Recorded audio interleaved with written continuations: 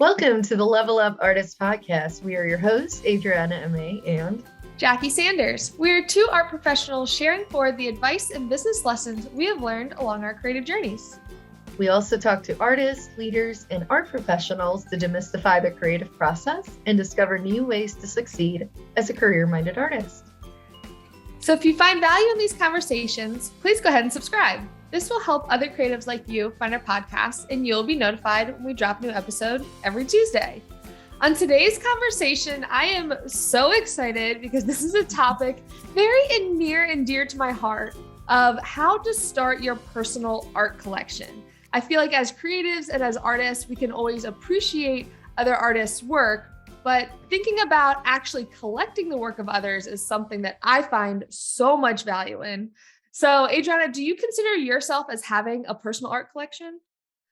Yes, I do. I actually grew up surrounded by my family's art collection. So my grandparents, without going into the full rabbit hole story, but they had a business that they were catering to artists with all kinds of different art materials. And I'm not going to say that artists paid with art, but I think they actually gave my grandpa usually art as a thank you for helping them out, especially like Yeah. giving them longer timelines to pay for their materials until their jobs were done, like contract work and whatnot. Oh, that So makes sense. we ended up with quite a lot of artwork. There was a lot of lithographs, paintings, and all kinds of different media. We had serigraphs, wood sculptures. Yeah, there was a lot, but it was not my collection. This is the family collection. I officially started my own collection in my early 30s.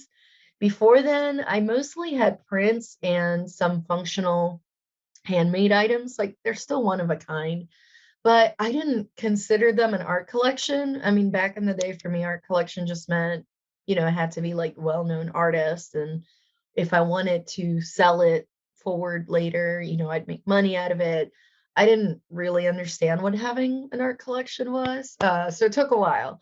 I would say I officially got my first piece. It was a floral painting. It was a small painting. It was from an emerging artist whose name I cannot recall right now because that's what happens. But we met at an outdoor fair, and it was one of those things where you're just walking around and it's a lot of like jewelry and candles and mugs. And then there was like this lone painter lady. And it Yeah. was so sweet. So I got my first official piece, if you will, for my collection. And then since then, I just keep it's a lot of times it's artists that I meet or friends or whatnot. I tend to go for smaller pieces, and I have a salon wall in my dining room, actually. So it's salon style. So wherever it fits, that's where it goes. And all the pieces are probably less than 12 inches. I have a few bigger Mhm. ones, but basically wherever it fits, it goes. So anywhere from 3 inches by 3 inches, really tiny, Yeah. slightly bigger. And as the collection grows, it just grows on the wall, and it's great. Oh, that's awesome. I love that. And yeah, especially hearing like your family influence there. I mean, I knew your parents or family owned the art supply shop, but that makes so much sense with like once you start building relationships with local artists and you see the work that they're making or the work they're making with the supplies that they're buying from the shop, it makes so much sense that your family would then collect their work or do some type of creative exchanges with it too. Yeah. I feel like my family was similar but different in that like my grandmother and grandparents just like always appreciated the arts. They themselves didn't make artwork, but she like volunteered at the Baltimore Art Honor Society.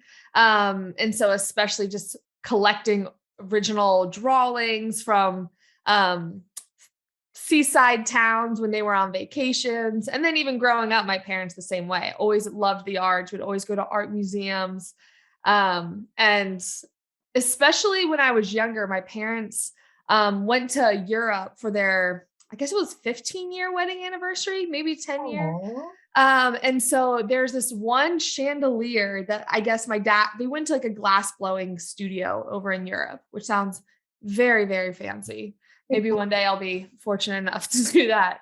But they went to this glass blowing studio, and found this super colorful chandelier. It's all these organic forms. Every like spoke of it is a different color. And I guess apparently, according to the story that my dad was saying, the entire trip, he's like, I really like that chandelier. I like that chandelier. My mom's like, just go ahead and get it. You're going to kick yourself the rest of your life if you don't get this chandelier. So they ended up buying it. And that was like the big piece that like they as a couple invested in. And the idea that it like was a milestone of that trip. So growing up, it was always like, that's the chandelier from Europe that was like in our little suburban house of in the living room, and like no one could touch it. It was like this prized possession thing. But I feel like that is really what for my mind, just like you watching your family with the art store, it really like planted that seed of the idea of collecting. And especially now, I consider my personal collection as starting back in 2012. So 10 years now, which is pretty crazy. But it really started with, like you were saying, just like yours, with prints from local artists, from small pottery that cost maybe $15, $10, just like a little dish bowl to hold my earrings in. Mhm. But I think even back then, understanding the concept of collecting, which is why we wanted to talk about that today, because I feel like a lot of the time you think of, oh, I have a personal art collection. You think that you have to have this like big, grandiose, hundreds and hundreds of dollars to invest in pieces. But realistically, it can start with a $10 piece or a $20 print. And it's just that conscious looking in the process of it as you're traveling or doing XYZ things, going to art events, that really makes the process so much fun. Yeah, absolutely.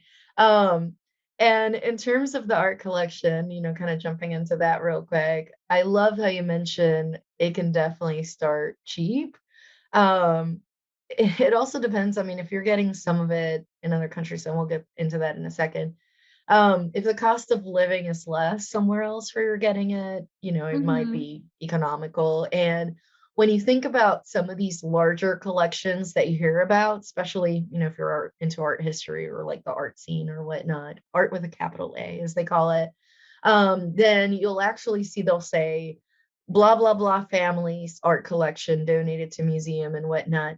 I'm sure there's a lot in there. It doesn't mean all of it is donated or highlighted or whatnot. You're going to have a wide range. Um, so depending where you are in your career and your life, right? Life cycle, don't feel like it has to be like, if it's not a $600 investment or more, it's not worth it. No, you can always curate it later and decide what you show with what and what you highlight or what you don't. So yeah, don't give yourself that pressure. You can start small and build from there. But Yeah. um, yeah, go ahead. Yeah, and I think that's the cool part of collecting too, is no matter what the financial cost of your investment of purchasing a piece, whether it's $10 or $10,000, a big motivator for me for collecting at this phase of my life is really to document those milestones or events or trips. I think, especially if you're someone who is into traveling or even just getting to know your local art scene, like you don't have to go to Europe to be an art collector, right? But one thing that I really love doing is like documenting these milestones in life, whether it's a friend's wedding, if I take a girls' trip to the beach that's 2 hours away, we have a beach weekend, maybe finding a print from a local artist or a watercolor painting. And now having done that over the past 10 years with a little piece here and a little piece there, it's so fun now having it either on a gallery wall, which I used to have just like you, Adriana, or just like scattered throughout my home now, of looking on the bookshelf and seeing, oh, this is a watercolor painting from an artist in the city where my brother got married. Or here's a wood and mixed media sculpture of a little house from when I did a girls' trip weekend to Colorado last summer. And so you also then are able to surround yourself with objects that remind you of memories and of people in your life rather than having to get too strategic with it and purchase pieces that you just think are going to increase in value. Yes, that is definitely a way to collect artwork, but it can also just be collecting what you like and collecting memories and stories through the work of this local artists. I absolutely love that. And I do the same thing. Travel wise, I have these they're like shadow sculptures, like the way it was Ooh, done back in the day with the light behind it. They're from Singapore. I have some tiger masks from Bali. I have things from Thailand, Japan, all over the place. I love going to these other countries and finding this one thing that, like you said, ends up being a kind of like that little snapshot of that memory, that place and time that yeah. you were in. And it just kind of brings up all these awesome memories. But some of the other reasons why you may want to start your own art collection, or expand, actually, we've been saying start, but you may already have one, of course, is to support your local art scene and maybe make some new art friends. You may want to acquire work from artists that you personally admire and whose work you resonate with. This one is more, maybe a little bit, kind of like more strategic. You may want to invest in artists whose work you believe may appraise higher in the future. This Mhm. is a thing, but kind of like a quick parentheses there is we're going to caveat by saying you don't have to just buy art just because you think it'll appraise for higher. um Right. But I think that is a benefit of being a local artist too. As you get more invested in your local art scene and you become friends with so many other talented artists, you can kind of get a sense of whose career is gaining momentum. Of, oh, they started with this group exhibition and now a solo, and now they're in a group yeah, exhibition in a museum, or they have a solo in a museum where like they're just ramping up. And by you having that personal connection, those are those kind of stories that in the overarching art world, like, oh, they were an overnight success, which we yeah. all know is rarely the case. It's normally years of building and networking and growing as an artist. So as you're working alongside your friends and other creators, you can kind of get a sense of, okay, I think even if it doesn't tenfold or a hundredfold the value, but if someone's work just doubles in value, that alone from an investment standpoint is a good opportunity, and you get a beautiful piece of artwork too with it, which is awesome. Yeah, and I'll throw in another nugget too, although this is like a bigger conversation for a different day. I'm sure some of you have heard of NFTs, or even with physical work. There are some websites now, we'll see, because this is all very new in the capital A art world as well as our regular art world. About pieces that when they sell in the future, there's still royalties to the artists, even when they Yeah. sell in the secondary market. So, bigger discussion for another day. Mhm. But something definitely interesting to think about is like, okay, how can I invest in this person and, kind of invest in their career, if you will. Not just because you want to make money off of it later, which nothing wrong with that either. There's different ways. But also I feel like it's fun to collect art, to have conversation starters, those pieces that people go to your house and go, whether good or bad. They might be like, oh, this is beautiful. Like, where'd you get this? Or they might be like, where'd you get that? Like that. Whatever the case may be, if you like to host people in your house or office, etc. Right, exactly. And I think that kind of speaks to the motive, if you're a fellow creative listening to this podcast, of motivation, why we love making work and expressing ideas and expressing stories.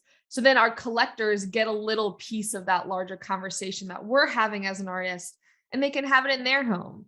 And really building that personal connection with the artist who made it is an amazing reason to support fellow local artists. But I think kind of wrapping your mind around the idea of being a quote unquote collector is kind of where the hiccup can happen. And I think especially I had a background in got undergrad and my master's in museum studies. And so I spent an entire summer creating an art archive for the Virginia Tech art collection, which is like very type A. Okay, you have to make spreadsheets and document everything about this art collection. And it can make it really intimidating, the quote unquote collecting process. And like we were saying earlier, it kind of puts this idea of, oh, I am an art collector now, as being like super fancy, or like, who am I to say I'm an art collector?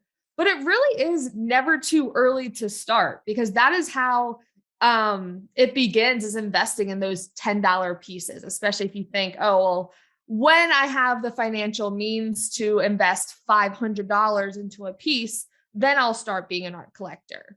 And it really can be as easy as just starting.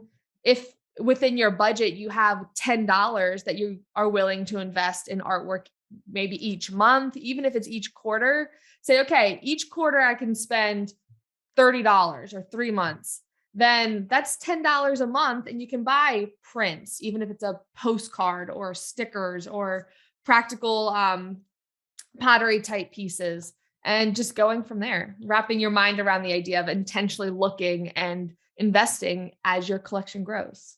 Yeah. And eventually you'll get a better direction of what your collection is about. Is it just about travel? Is it about a specific aesthetic? Hmm. Is it a particular type of artist that you're going for? Motif? I mean, there's so many reasons, but Right. if you're on the starting side of things, don't put all that pressure on you. That will all Right. later. And if you're not sure where to even look, you're like, okay, so how? Where? Like, Right. where are the places to go? Galleries, of course, come to mind, but obviously it's not the only place to look. You can look at weekend markets, you can look on Etsy and eBay. There's fundraising exhibitions that take place throughout the year. Um, you could do an artist trade, although I do have a tip and a caveat with that one. Ask respectfully, because not all artists are going to want to trade. I mean, think about it. We got to pay our bills too. Um, but if you do choose to ask, obviously ask respectfully and be willing to pay the whole amount in hard, cold cash before you ask. Not like, oh, you want to take a trade? Okay, bye. Um, and definitely don't take it personal if they don't want to trade. They may Right. love the work, but they may need the money. So, Exactly. And in that situation, you're talking about like, oh, I have a piece of artwork and you have a piece of artwork. Let's switch, rather than exchanging money. I'm giving you a piece, you're giving me a piece. or you do a combination. I've done it before where an artist was like, I love your work. Can I give you one of my pieces plus money? And here's Right. what Like whatever I'm the offering. difference is of like, oh, I was going to sell the painting you have is $1,000. I have a painting that I was going to sell for 600. So I'll give you this and $400. Exactly. Yep. Yeah. Yep. Pretty much that kind of arrangement. So, but again, just be prepared to pay the whole amount if you're going to ask, because otherwise it's like, oh, it's kind of a bummer. Right. Um, Exactly. And I think that is, especially building those relationships with the artist, you can kind of, especially if you are close friends with them or collaborate with them often, you can kind of get a sense of who is willing to do that. Or if you feel uncomfortable with doing that, maybe wait a little while. But that is one thing that I thought about or was really starting when I started my collection back in 2012, being an art student myself, because each semester we would have all these projects that we would do, some that as a creative I would connect with, and others were more, I felt like, an exercise or learning a set skill in my creative development. But at the end of every semester, we would always do artist trades. And especially then thinking towards the end of my senior year, or running an art gallery that was all student work throughout the 4 years there, of looking at student exhibitions, whether you are currently a student or not, going to the local university. I'm sure they have a club that has exhibitions featuring student work, or an end of the year exhibition highlighting work from the semester. And those can be great places to find artwork too, especially if you're thinking about emerging artists. That's like the very beginning of one's traditional art career if they're going the academic path. And also, students are typically lower price in their work simply because they are still in the very beginning stages of their creative development. But ultimately, like we were saying, if you're really looking to grow your collection and not sure what to collect, my default is just collect things that you enjoy, collect artwork that you want to have in your home. You can be very intentional with, I want all landscapes, I want all this color scheme, I want all this size. But really thinking about pieces as an investment is a very different mindset from growing a collection based on your own taste. And if you're just starting off, starting the process, definitely suggest just collect things that you want to fill your home with, because if they don't keep their value financially over time, at least then you have these beautiful pieces of artwork that you can collect. And one tip after starting my collection 10 years ago, of course, being in the academia world, being the very type A person that I am, and getting a master's in creating documentation for an art collection, I highly, highly suggest keeping a record of the pieces that you collect. And in the beginning, this might feel like total overkill. And you're like, oh, well, of course I'm going to remember because this is my first piece. I was at this market on this day with my family celebrating this. But as we all know, as the years go on, you kind of forget those details. So one thing that I started from the beginning, back when it was super overkill, was started a spreadsheet where basically I documented the date that I purchased it, a digital image of it. You can also do just a written on paper version of it. The art information, so like the title, medium of the work, the dimensions of the piece, artist information, like their name, their website, and their contact information, and then the acquisition story. So where I was, where I purchased the piece, who I was with, if there was a special occasion. And so really having all of these pieces of information about each piece that I now have. My spreadsheet now is like 9 pages long and growing, which is very exciting. But it really helps you remember, just like you were saying with your first piece, Adriana, where you're like, oh, like what was the name of that one artist? It's nice having that one core document where you can remember those details. And maybe if you loved their work, you purchased a print for them 5 years ago, and maybe now you have the income where you want to buy an original piece. So you can go in your spreadsheet, you have their name, you have their website, maybe their email address from a correspondence you had with them.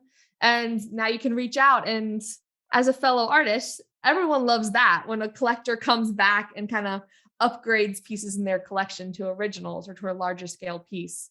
And so that's definitely a tip for helping your future self out, is make that spreadsheet because it makes life so much easier. If you don't want to do a spreadsheet, another idea is, and this one I've done before, is I'll stick the business card of the artist behind it, and you can take a piece of paper Yeah. and some of this information and just stick it in the back. No tape or Right. anything. You can fit between, if it's a painting, between the stretcher bars and the canvas itself. You can usually stick something small there, but if it falls out, that's the thing. So we'll always say digital is better, of course, but that's an idea. You can use obviously free apps like the one Google has for spreadsheets. You can also use things like Airtable, which is like a database and a spreadsheet, also free, also images, also, things stored in a cloud so they won't get lost. So as we wrap this up, a few last parting words of wisdom, if you will, is that, first and foremost, everyone can be a collector. You just need to start at some point or another, and you can start small. The theme and the aesthetic of your collection will emerge over time. I've known artists that literally only collect 3 artists, and that's it. Like anything that person makes, if they can afford it, they try to get a piece. So it doesn't have to be this fancy kind of like idea about what's behind your collection. It can be simple. And even $10 a month, or doing creative exchanges of some sort, they can definitely go a long way. But with that, we're going to go ahead and wrap up the conversation, and we really hope you enjoyed this episode. As always, our blog will be linked in the show notes where you can find episode notes and links to all of our other podcast episodes, as well as a PDF template about documenting your own personal art collection. If you want to stay connected with us between episodes, maybe you have your own tips on starting or expanding your collection, you can connect with us on social media. I'm at May Art across all platforms. And I'm at J Sanders Studio on all platforms. And if you want to stay connected to the podcast, we are at Level Up Artists. Thank you so much for listening. We'll talk to you next week.